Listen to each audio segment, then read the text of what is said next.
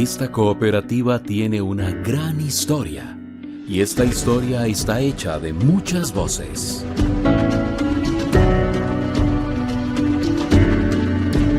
Diálogos que narran los 60 años de la construcción de Coop Santos.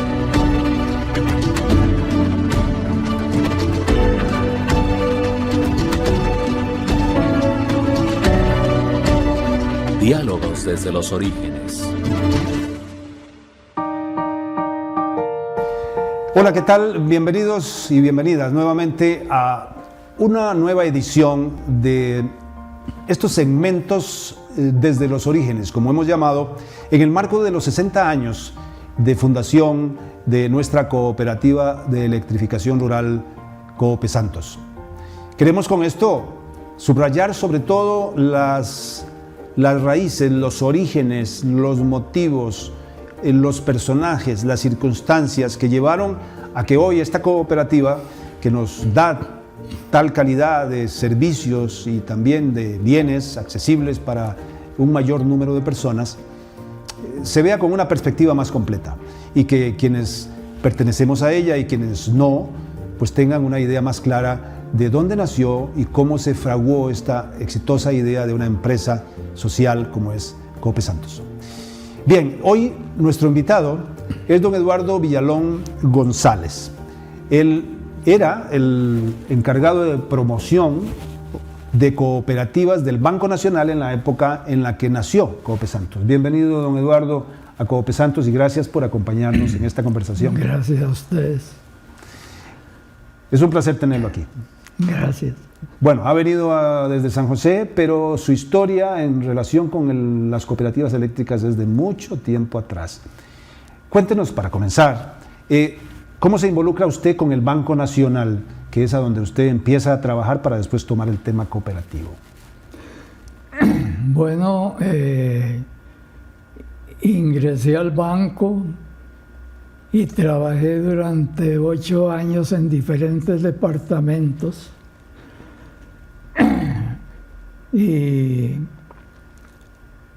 a los 8 años de estar como funcionario, me propusieron trabajar con el departamento de cooperativas del banco. Para eso me mandaron con una beca a estudiar el movimiento de Antígonis en Canadá. Y cuando regresé, ya entré directamente a trabajar con el departamento de cooperativas. Universidad Francisco Javier, me decía usted. Básicamente, ¿en qué consistía el movimiento de Antígonis? Que puede ser algo completamente nuevo para muchas generaciones de nosotros. Sí. Bueno, la Universidad de San Francisco Javier tenía un departamento de extensión que promovía cooperativas y sindicatos en la región para ayudar a la gente que había estado en situaciones económicas muy serias en la zona. De ahí surgió el movimiento social, y entonces formaron un instituto que se llamó el Instituto Internacional CODI, haciéndole honor a Monseñor Cody, que fue uno de los impulsores del movimiento este. Ese instituto daba becas para capacitar y enseñar las técnicas del movimiento de Antígonis a personas de Latinoamérica, de África, de Asia, incluso del mismo Canadá. Y daban esos cursos para capacitar y para que la gente después llegara a sus países a aplicar esos conocimientos. Cuando yo regresé, estuve trabajando en cooperativas de ahorro y crédito, en cooperativas de transporte, y posteriormente, cuando ya llegó el programa de cooperativas eléctricas, me nombraron como coordinador de ese programa. En ese momento en el país, don Eduardo, ya existían cooperativas. Todavía no existían las empresas las cooperativas de electrificación rural como Copesantos, Copeguanacaste, Copealfaro Ruiz y Copelesca, pero ya había experiencia en cooperativas. ¿Cuáles recuerda usted que existían ya? Bueno, estaba la cooperativa Victoria, que era de café y de caña. En Grecia, de Alajuela. Sí. Después estaba la cooperativa Dos Pinos, ya se había formado. Había muchas cooperativas de ahorro y crédito en la zona bananera, por ejemplo, Quepos, en Golfito, es decir, en casi todas las fincas bananeras existían cooperativas de ahorro y crédito. Me contaba también que existía ya Copetaxi, aquella cooperativa de taxistas. La cooperativa Copetaxi comenzó como ahorro y crédito. Después la convertimos en cooperativa de servicios múltiples, en donde ya entró un sistema de taxis con radios y posteriormente tuvo una bomba de gasolina también para darle los servicios a los asociados. Entonces tenía servicio de crédito, servicio de taxi y otros servicios adicionales. ¿Por qué el Banco Nacional es el que se interesa en promover la organización cooperativa como una alternativa válida y valiosa y útil para una sociedad como la costarricense de los años 60? Bueno, el Banco Nacional, por su historia, por lo general los gobiernos le pedían la formación de ciertas secciones o ciertos departamentos para después sacarlos de ahí y convertir instituciones. Perdón, estamos hablando, y es importante porque mucha gente se le olvida, que estábamos en el marco de los años de desarrollo de la banca nacionalizada, ¿verdad? Sí. Es decir, muy dirigida por los gobiernos, ¿verdad?, como formas para impulsar el desarrollo de esta manera que usted me está explicando. Correcto. Como ahora ya vemos muchos bancos privados y tal, mucha gente cree que toda la vida ha sido así, ¿no? Sí, no, sí. Ahora, por ejemplo, el INBU nació primero como una sección de casas baratas en el Banco Nacional. Cuando ya fue el momento, se convirtió en el INBU. Y muchas otras instituciones que existen actualmente nacieron como departamentos o como secciones del Banco Nacional. Una de esas fue la sección de cooperativas del banco, que después se convirtió en departamento de cooperativas y después salió como Infocop, como el Instituto de Fomento Claro. Cooperativo. Ahora, don Eduardo, ¿por qué razón se enfocan hacia lo eléctrico en aquel momento? ¿Qué es lo que hace que al Banco Nacional le suene la campana o al gobierno le suene la campana y diga, mire, tenemos que ocuparnos del tema eléctrico en el país? ¿Cuál era la razón de que buscaran esa alternativa? Bueno, las razones eran estas. El ICE no tenía los recursos necesarios para tirarse a la electrificación rural.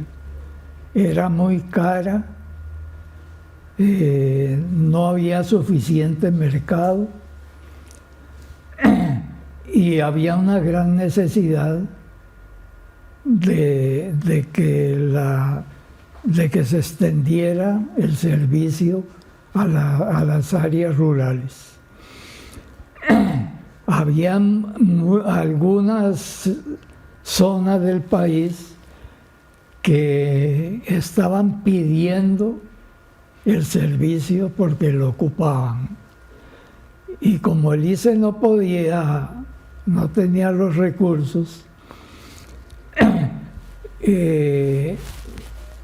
aquí en Tarrazú, en la zona esta, las cooperativas que se habían establecido de productores de café requerían el servicio, además de otras empresas que estaban establecidas y que tenían que trabajar con generación de diésel. Perdón, don Eduardo, a esas alturas en el país estaba un ICE intentando armar las piezas en el centro del país para ir electrificando de una forma, digamos, centralizada, uniforme, pero en el resto del país eran empresas las que proveían energía para sí mismos y un poquito alrededor, y eso era lo que teníamos, ¿verdad? Eran como pequeñas islas, en Tilarán, los Flaqué con su desarrollo y otros, en Pérez Celedón entiendo que otros. Algunos, Matamoros, por ejemplo, ¿verdad? En la zona norte. Eran pequeñas islitas muy chiquititas y el resto del país a oscuras. El resto del país no tenía nada. Parece increíble, cuesta imaginárselo ahora. Sin embargo, interesa otra cosa y es, bien, el ICE no tenía recursos para el resto del país, un montón de islitas privadas. ¿Cómo es que se conecta el interés del país, de los gobiernos y del ICE mismo, con la doctrina tan maravillosa que desarrolló Kennedy en su gestión de Alianza para el Progreso, aquella idea de que ayudemos a los que necesitan para que todos estemos mejor, entonces si tenemos recursos, apoyémoslos, que era un poco la doctrina que en el fondo movía ese esfuerzo de Estados Unidos? ¿Cómo se da ese contacto? ¿Quién lo inicia? Para que después podamos entender lo que viene. Bueno, aquí en Tarrazú había una inquietud en la cooperativa de caficultores y en la zona en general por tener el servicio eléctrico. Y se lo habían manifestado al jefe del departamento de cooperativas del Banco Nacional, que en ese tiempo era el ingeniero Rodrigo Ruiz Solórzano. Se presentó una reunión de cooperativas eléctricas en Sudamérica y a esa reunión invitaron a don Rodrigo Ruiz y don Rodrigo invitó al gerente general del Banco Nacional, que en ese tiempo era don Elías Quiroz Salazar, que también era al mismo tiempo directivo en el ICE. Don Elías y don Rodrigo entraron en contacto con representantes de federaciones cooperativas eléctricas de los Estados Unidos. Y ahí fue donde vino la idea de que a través de la oficina de AIDEN en Costa Rica se pudiera canalizar un crédito para hacer un proyecto cooperativo de cooperativas eléctricas. Muy interesante. Vamos a dejarlo para la segunda parte, ya la parte esta que usted nos está dejando, en esta conversación que estamos disfrutando muchísimo con don Eduardo Villalón González, quien era el encargado de promoción de cooperativas del Banco Nacional cuando nacen las cooperativas de electrificación rural. Estamos en este programa especial que hemos ido elaborando desde los orígenes de Coope Santos RDL en el marco de los 60 años. Ya regresamos.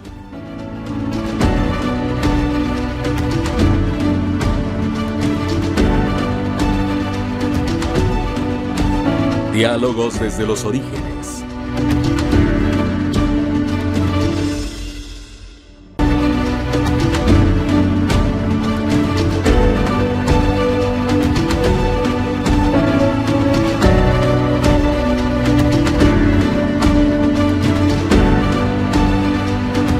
Gracias por acompañarnos desde los orígenes en Copesantos, en los 60 años, con don Eduardo Villalón González, que era el promotor de cooperativas cuando todo empezó. Don Eduardo, interesante saber que en algún momento alguien pensó que se podía desarrollar una cooperativa para ayudar a estas zonas rurales. Contaba usted entonces que vinieron con la idea ya de pensar en que el modelo cooperativo era una posibilidad para desarrollar zonas como Tarrazú, Dota y todo lo que hoy es Copesantos. Sí. ¿Cómo evolucionó esa idea entonces cuando regresan de ese viaje a Sudamérica? Bueno, don Rodrigo desde el Banco Nacional y don Elías, que tenía también voz en el ICE, en la junta directiva, empezaron a mover la situación y entonces empezaron a venir técnicos de Estados Unidos a estudiar la posibilidad de formar esas cooperativas. El primer técnico que vino fue un señor Carton. En ese tiempo yo todavía no estaba trabajando con los proyectos cooperativos. Ese señor estudió ciertas zonas y definió las tres: la zona norte, parte de Guanacaste y lo que conocemos hoy como Los Santos. Posteriormente vinieron otros técnicos a ver otras situaciones y por último vino un señor llamado Power Luz, que fue el que ya vino a hacer los estudios de la factibilidad de los proyectos. Era un hombre que había sido gerente de cooperativas en Arkansas, en Estados Unidos, y después había pertenecido a la Federación de Cooperativas de Arkansas. Tenía una experiencia enorme, era ya un hombre mayor, y él fue el que vino ya a completar, digamos, el proyecto para presentárselo al ICE y al banco. Nace la idea entonces de 3 cooperativas, que en estas fechas estamos en las celebraciones de los 60 años de las 3, con una semana casi de diferencia una con otra. Pero un detalle, me decía usted que el Valle de Pérez Celedón inicialmente había sido considerado para ser parte de Copesantos. Correcto. Pero al final eso no fructificó. Al final no se pudo porque para tirar las líneas hacia Pérez Celedón se necesitaba un volumen de energía a vender, digámoslo así, incluyendo el centro de Pérez Celedón. Y en esa zona ya había una empresa que daba el servicio y la municipalidad de Pérez Celedón no aceptó darle a la cooperativa el servicio del centro y de los alrededores, y lo que propusieron fue que únicamente se diera el servicio en las comunidades aledañas, sin tomar en cuenta el centro. Y el técnico que vino dijo que eso no era factible. Entonces, debido a esa situación, se acordó olvidarse de Pérez Celedón y llevar servicio a mayor cantidad de comunidades en lo que llamábamos la zona del medio de la cooperativa. Es decir, más al oeste de lo que es Tarrazú, Dota y León Cortés. Buscando hacia Costa, ¿verdad? Y toda esa zona. Parte de Acerrí, parte de Desamparado, parte de Cartago, sí, a Costa, y parte de, finalmente, bueno, esa ya no es intermedia, es el oeste, que es la zona de Tabarcha de Mora y demás. Que ya. Ahora, una cosa, don Eduardo, ¿con qué precisión, es decir, esos estudios, en qué consistían? ¿Qué determinaba que fuera una determinada zona, como en el caso de Copesantos? ¿Por qué se definió que fuera ese entorno y no más o menos? Bueno, para todo eso se hicieron estudios. Habían 2 ingenieros del ICE que estaban involucrados en el proyecto. Aquí en Tarrazú, en esta zona de Los Santos, y en Guanacaste estaba asignado el ingeniero Don Ambrosio, y en la zona de San Carlos estaba el ingeniero Maroto.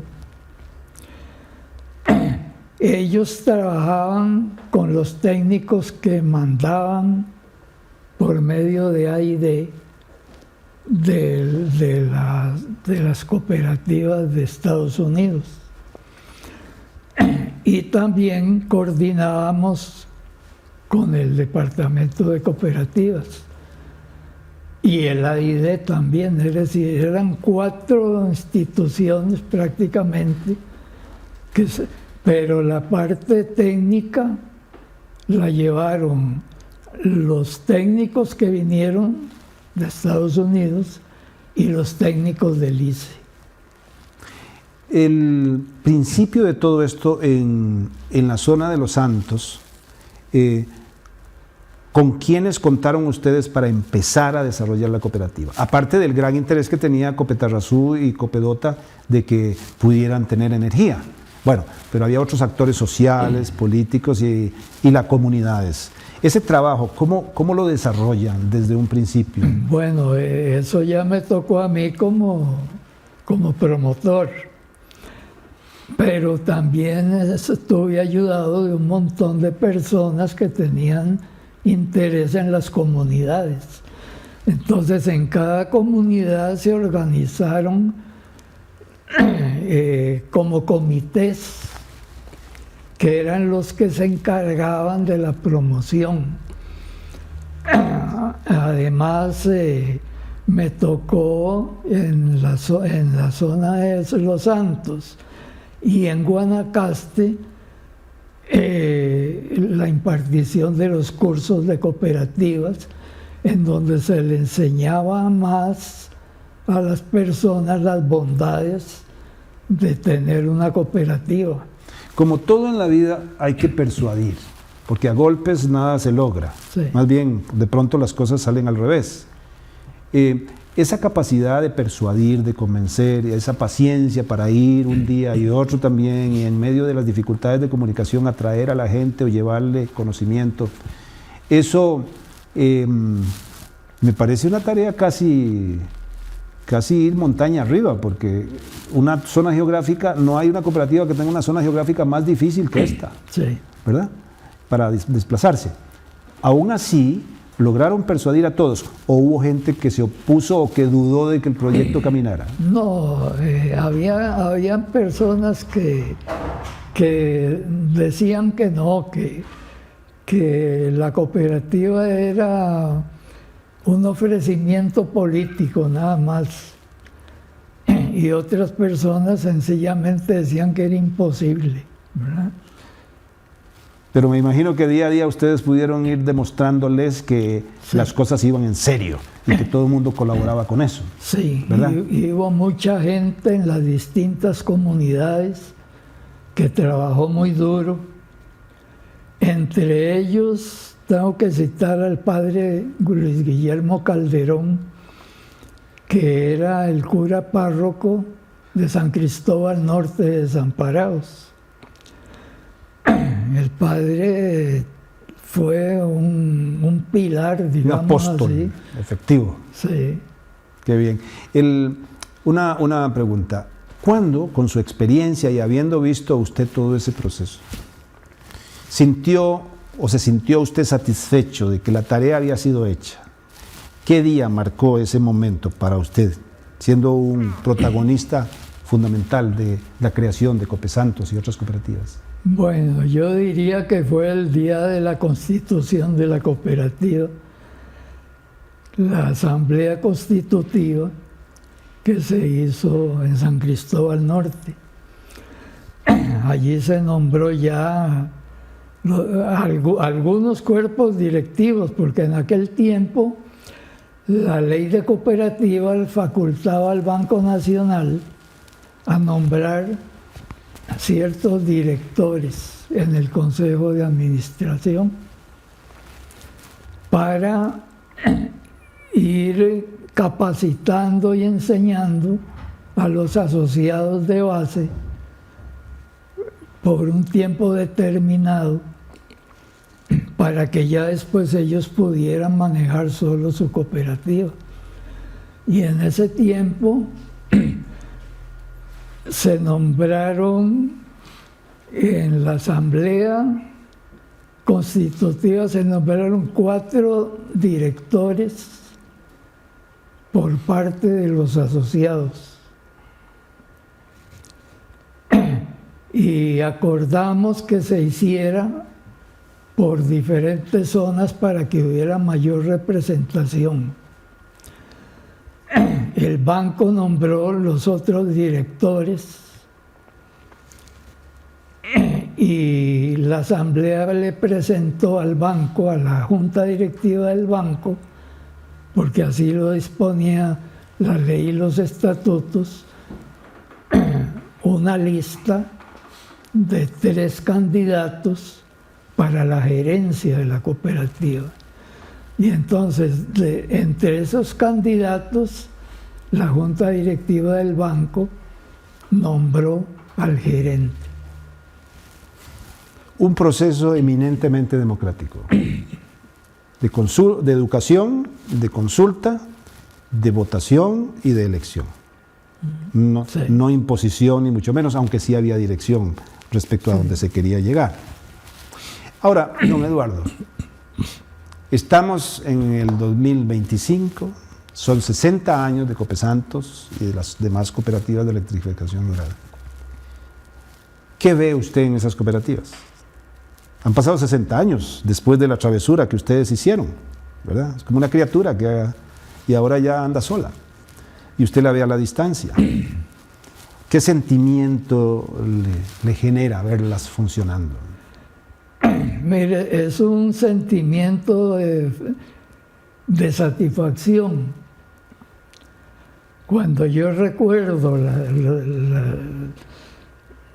todo lo que pasamos para promover la cooperativa, para el arranque de la cooperativa, cuando yo recuerdo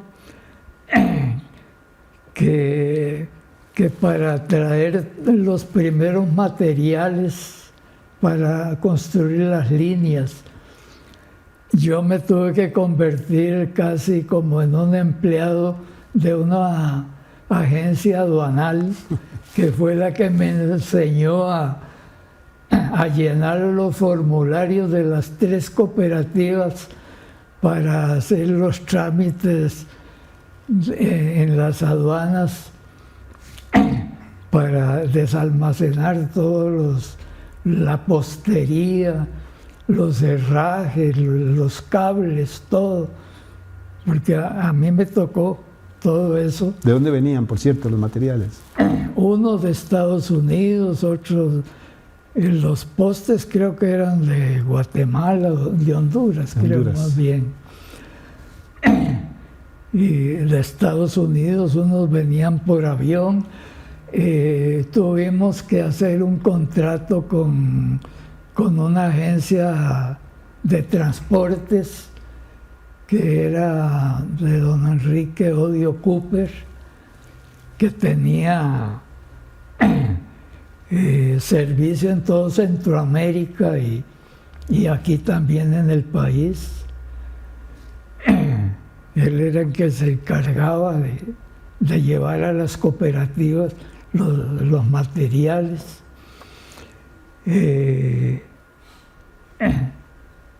Cuando tuvimos que salir a buscar un terreno para construir el edificio de la cooperativa, Misael Monge andaba para arriba y para abajo negociando a ver quién nos podía facilitar o vender o qué se podía hacer con el terreno para poder construir.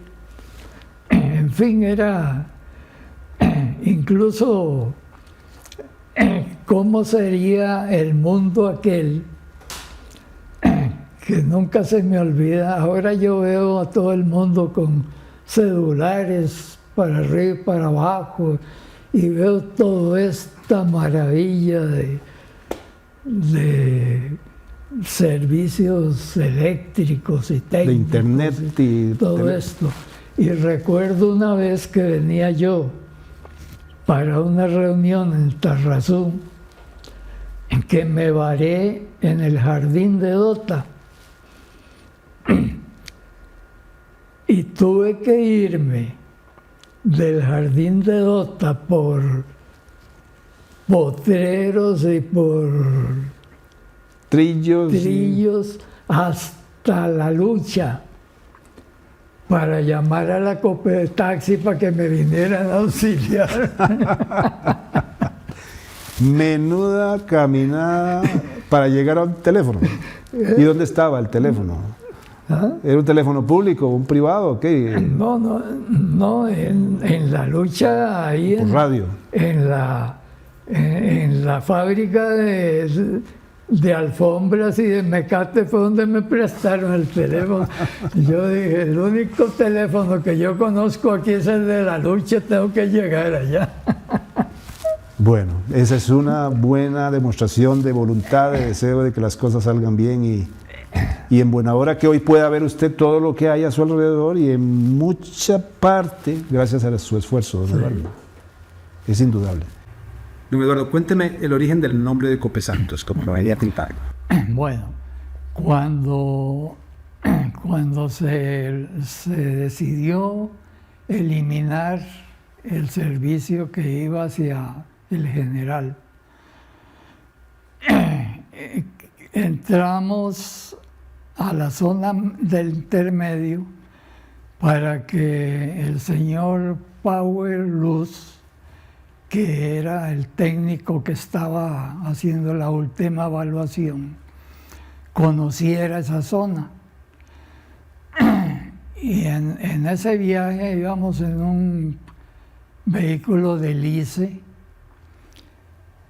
iba 2 funcionarios de AID, iba Mr. Power Luz, iba el ingeniero D'Ambrosio e iba yo también.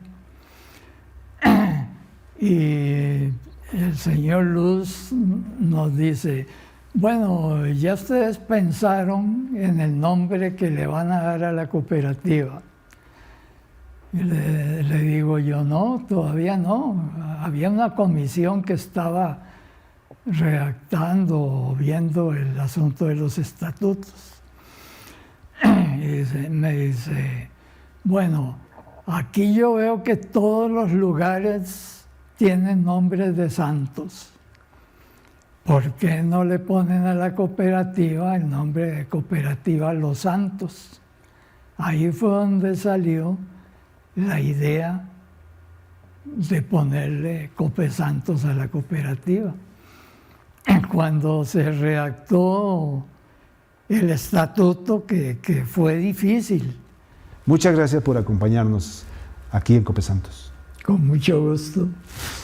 Y muchas gracias a ustedes. Ha sido una conversación tan agradable con don Eduardo Villalón González, quien desde el Departamento de Promoción de Cooperativas del Banco Nacional fue uno de los artífices de que hoy tengamos cooperativas de electrificación rural, y una de ellas, esta nuestra Copesantos, que cumple 60 años. Muchas gracias a ustedes por acompañarnos. Esta cooperativa tiene una gran historia, y esta historia está hecha de muchas voces.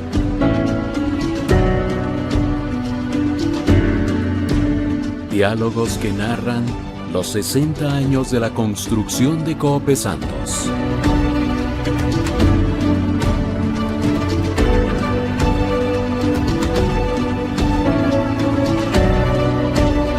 Diálogos desde los orígenes.